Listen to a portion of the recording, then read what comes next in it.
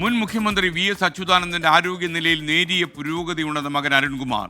ശരീരം മരുന്നുകളോട് പ്രതികരിക്കുന്നുണ്ടെന്നാണ് വി. അരുൺകുമാർ അറിയിക്കുന്നത്. എന്നാൽ വെന്റിലേറ്ററിന്റെ സഹായത്തോടെ തന്നെയാണ് ഇപ്പോഴും അദ്ദേഹം ആശുപത്രിയിലുള്ളത്. പട്ടം SUT ആശുപത്രിയിൽ നിന്ന് മനീഷ് മഹിവാൽ നമുക്കൊപ്പം ചേരുകയാണ്. Manish, good morning. വിവരങ്ങൾ.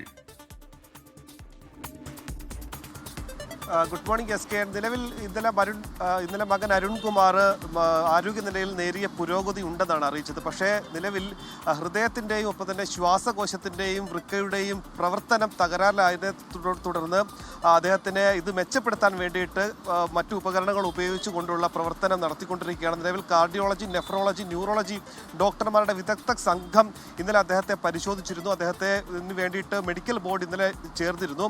ഇപ്പോഴും അദ്ദേഹത്തിൻ്റെ ശ്വസനം നടക്കുന്നത് വെന്റിലേറ്ററിന്റെ സഹായത്തോടു കൂടിയാണ്. പക്ഷേ ആശ്വാസകരമായ ഏക കാര്യം അദ്ദേഹത്തിന്റെ മരുന്നുകൾ പ്രതികരിക്കുന്നുണ്ട്, ശരീരത്തോട് മരുന്നുകൾ പ്രതികരിക്കുന്നുണ്ട് എന്നുള്ള ഏക ആശ്വാസകരമായിട്ടുള്ള കാര്യം. പക്ഷേ ഈ രീതിയിൽ അദ്ദേഹത്തിന്റെ ക്രിയാറ്റിന്റെ അളവ് കൂടുന്നുണ്ട്. അത് ഒരു ഗൗരവത്തോടു കൂടി ഡോക്ടർമാർ കാണുന്നുണ്ട്.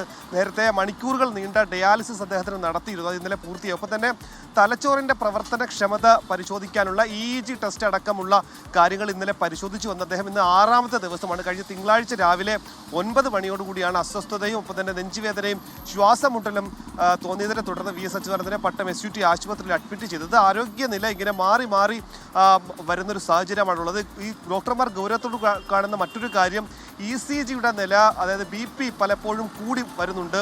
ഇത് കൂടി അപകട സാധ്യതയായി മുന്നിൽ കാണുന്നുണ്ടെങ്കിൽ കൂടി മരുന്നുകൾ പ്രതികരിക്കുന്നുള്ളതൊരു ശുഭ സൂചനയായിട്ടാണ് കാണുന്നത്. അതാണ് മകൻ ഇന്നലെ നേരിയ പുരോഗതി ഉണ്ടെന്ന് അറിയിച്ചത്. പക്ഷേ വെന്റിലേറ്ററിന്റെ സഹായം ഇപ്പോഴും വേണം. അതാണ് മറ്റൊരു വെല്ലുവിളി ആയിട്ടുള്ളത്. എന്താണെങ്കിൽ അദ്ദേഹം 6ാമത്തെ ദിവസം തുടരുക. അദ്ദേഹം ആരോഗ്യവാനായി തന്നെ തിരിച്ചു വരട്ടെ എന്നാണ് എല്ലാവരുടെയും പ്രാർത്ഥന.